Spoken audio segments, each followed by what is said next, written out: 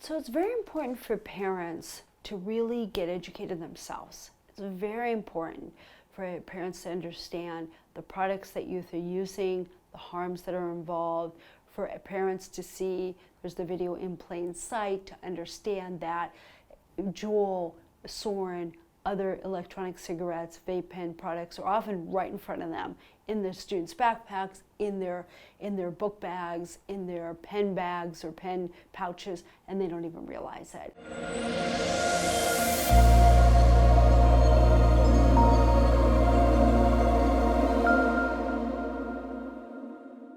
So what I have in my hands is a regular diet soda can. And what you want to look for is if there is another use for this can. And this is commonly known by young people as stash boxes. This is one way that you can carry marijuana, you can carry a number of things. One of the things we found the other day was this other brush. If you don't do this, you would never be able to tell that you can use this for something else.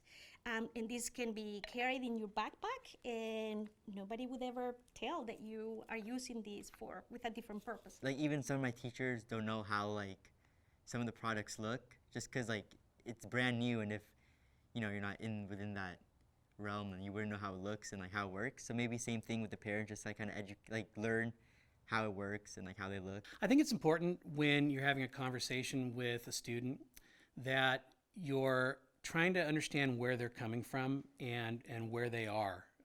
A lot of times, again, students don't think that there's a problem with it. They think it's something that all their friends do. They've succumbed to peer pressure. So the underlying cause of why they're doing it is the first thing we want to try to get to. The opportunity to be able to engage with that conversation, to understand, is it stress, is it pressure, is it a problem at home? Those are all things that we want to try to understand because then we can have some sort of inroads with them to either get them help through the TUPE education with the county, or we can try to get them some more items to educate them about what they're doing to themselves. I've always been of the opinion that there's two different things that you can do, and the most important thing is education. I like to call this awareness. So what we need to first do with those young people that are caught is just to do some basic core education, and that's really important. The other part of that is to have a conversation, not a confrontation.